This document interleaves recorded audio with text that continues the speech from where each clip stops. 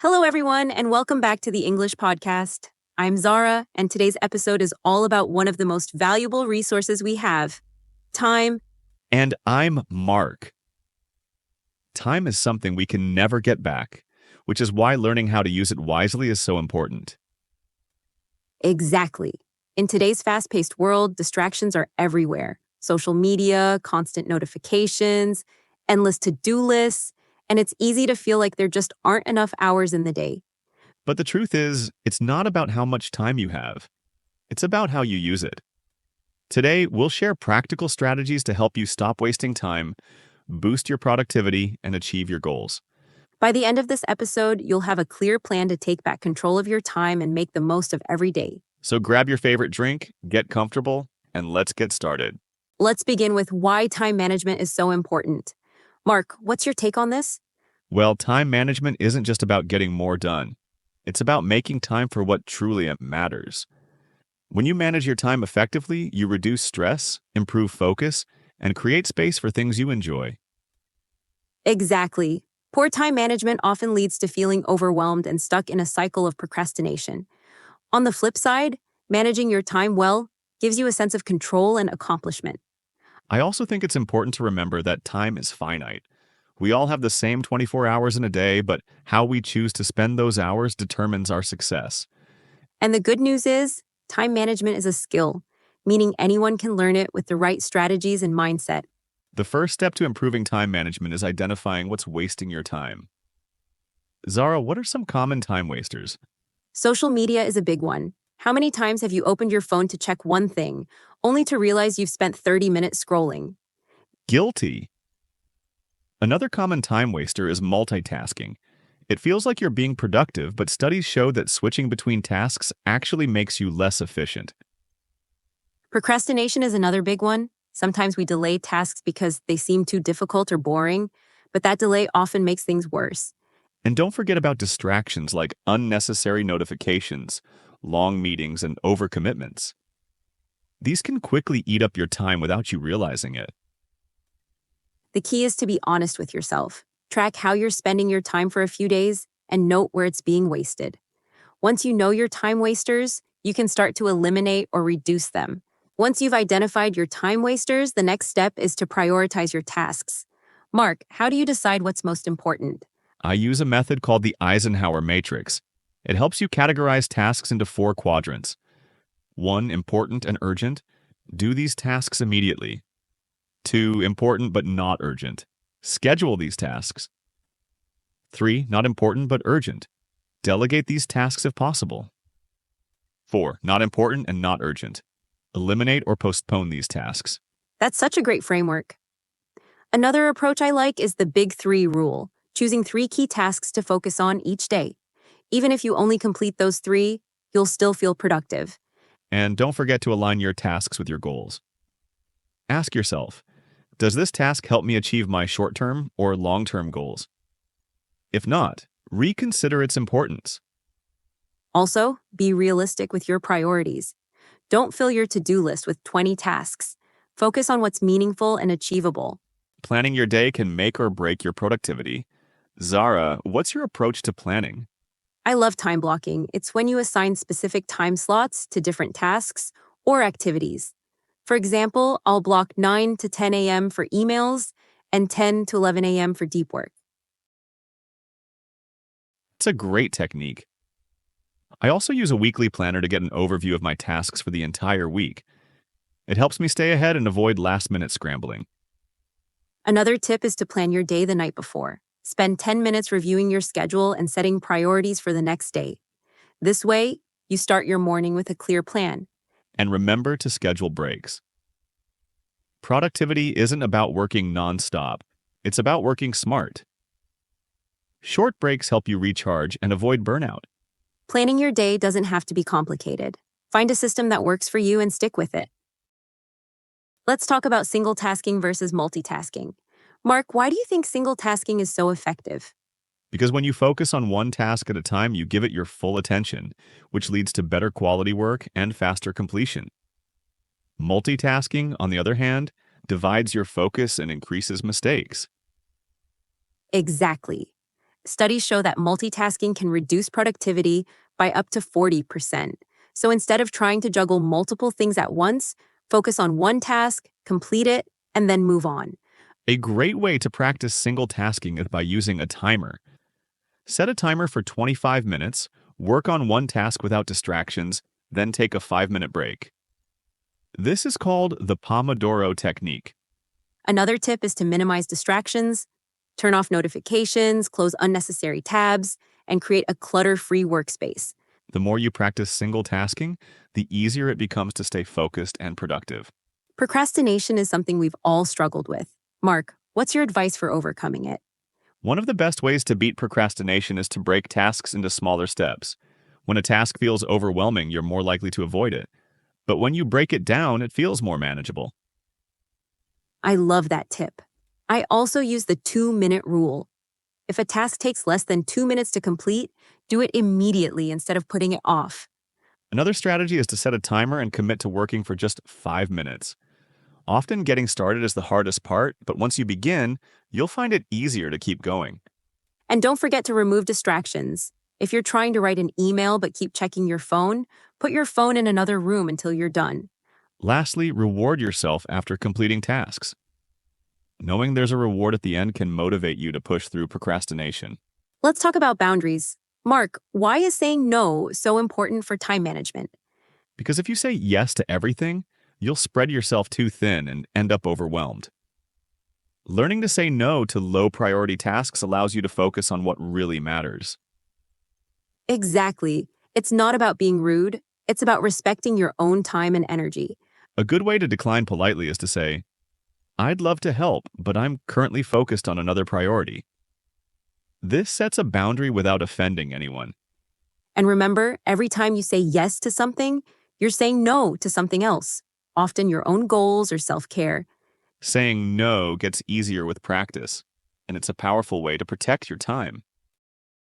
Productivity isn't just about work, it's also about rest. Mark, why is well-being so crucial for effective time management? Because when you're well rested and healthy, you're more focused, energetic, and productive. Burnout, on the other hand, leads to decreased performance and increased stress. Exactly. Prioritize sleep, exercise, and healthy meals. Even a short walk can clear your mind and boost your energy levels. And don't underestimate the power of taking breaks. When you're feeling overwhelmed, stepping away for 10 minutes can help you return to your tasks with fresh focus. I also find mindfulness practices, like deep breathing or meditation, helpful for staying calm and focused. Even just a minute of mindful breathing can reduce stress. Another important point is to avoid overworking. It's tempting to work long hours when you're trying to get a lot done, but overworking leads to fatigue and decreases your overall productivity. Self-care isn't a luxury, it's a necessity. When you take care of your well-being, you're investing in your long-term success. So remember, productivity starts with taking care of yourself. A well-rested mind is a productive mind. Once you start implementing these time management strategies, it's important to track your progress. Mark, how do you recommend tracking productivity? I like to use a daily or weekly planner to check off completed tasks.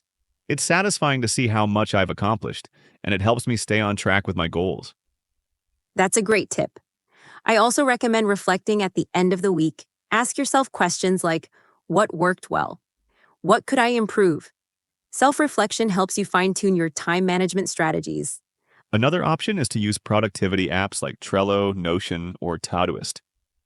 These tools allow you to organize tasks and deadlines visually, making it easier to see your progress at a glance.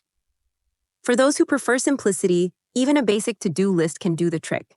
Just jot down your tasks and cross them off as you complete them. And don't forget to celebrate your wins, big or small. Recognizing your achievements, no matter how minor, keeps you motivated. Tracking your progress isn't just about productivity. It's about building momentum and confidence in your ability to manage your time effectively. Let's dive deeper into one of my favorite techniques for time management, the 2-minute rule. Zara, can you explain how this works? Of course, the 2-minute rule is simple. If a task takes less than 2 minutes to complete, do it immediately, instead of adding it to your to-do list. It's amazing how much clutter you can clear by following this rule. Replying to a quick email, Putting away your laundry or jotting down a reminder, all of these things can be done in under 2 minutes. Exactly. Instead of letting small tasks pile up, you deal with them right away, which prevents your to-do list from becoming overwhelming. But remember, the 2-minute rule shouldn't distract you from bigger tasks. If you're in the middle of deep work, it's okay to save those small tasks for later. That's a good point. I usually dedicate a specific time each day for those quick 2-minute tasks so they don't interrupt my focus time. The goal is to eliminate unnecessary mental clutter so you can focus on the tasks that matter most. Delegating tasks is another powerful time-saving strategy. Mark, why do you think delegation is so important? Because you can't do everything yourself.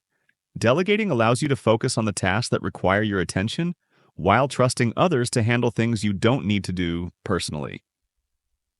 Exactly. Delegation isn't about passing off work. It's about managing your workload wisely. If you're a team leader, delegate tasks to your team members based on their strengths. And if you're working on personal goals, consider outsourcing where possible. For example, if you're spending hours cleaning your house, consider hiring someone to help so you can focus on your priorities. It's also helpful to delegate repetitive tasks. Automate things like bill payments or calendar reminders so you don't have to think about them. And remember, delegating doesn't mean you lose control. It means you're being strategic with your time and energy.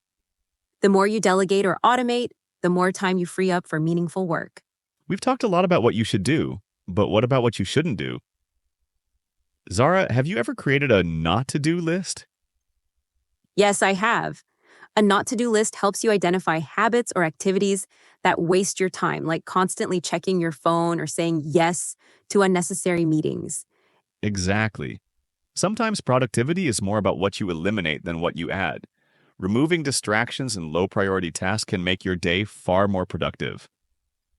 For example, one item on my not-to-do list is don't check social media during work hours. Just that one change has saved me hours each week. That's a good one. On my list, I have don't say yes to every request without considering my workload. It helps me set better boundaries. Creating a not-to-do list can be just as powerful as your to-do list. It reminds you to focus on what truly matters. Let's talk about the importance of finishing what you start. Mark, why do you think this is such a common struggle? Because new tasks and distractions are constantly popping up. It's easy to start something, get sidetracked, and leave it unfinished. Exactly. But unfinished tasks create mental clutter and increase stress. One strategy I use is setting a completion deadline for each task. That's smart. I also use the do it now mindset. If I know I can finish something in one sitting, I push myself to see it through rather than leaving it half done. Another trick is to break tasks into smaller parts and celebrate when you complete each one. It keeps you motivated to finish the whole project. Finishing tasks not only boosts productivity, it also gives you a sense of accomplishment, which keeps you motivated for the next task. Did you know that making too many decisions throughout the day can exhaust your brain? Zara, how do you handle decision fatigue? By simplifying my choices. For example, I plan my meals and outfits in advance so I don't waste time deciding in the morning. That's a great tip. I also batch similar tasks together.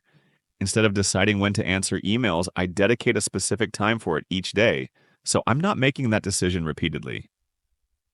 Decision fatigue can also be reduced by creating routines. The more automated your daily habits are, the fewer decisions you have to make. Another tip is to use templates for things you do often, like emails or reports. Templates save time and reduce mental effort. The goal is to conserve your decision-making energy for important tasks rather than small, repetitive ones. Finally, let's talk about reflection. Mark, how often do you reflect on your productivity? I try to reflect at least once a week. I review what I accomplished, what went well, and where I struggled. It helps me adjust my approach for the following week. That's a great habit. Reflection helps you identify patterns and make meaningful improvements. And it doesn't have to be formal. Even taking 5 minutes to ask yourself, what did I learn today, can be insightful. Reflection isn't about criticizing yourself. It's about learning and growing. The more you reflect and adjust, the more efficient and productive you become over time. That wraps up our episode on time management. We hope these strategies help you take control of your time and achieve your goals. Remember, time is your most valuable resource. Use it wisely and you'll accomplish more than you ever thought possible. Thank you for tuning in. If you found this episode helpful, please like, share, and subscribe. And let us know in the comments, what's your favorite time management tip? Take care, everyone, and remember, don't waste your time.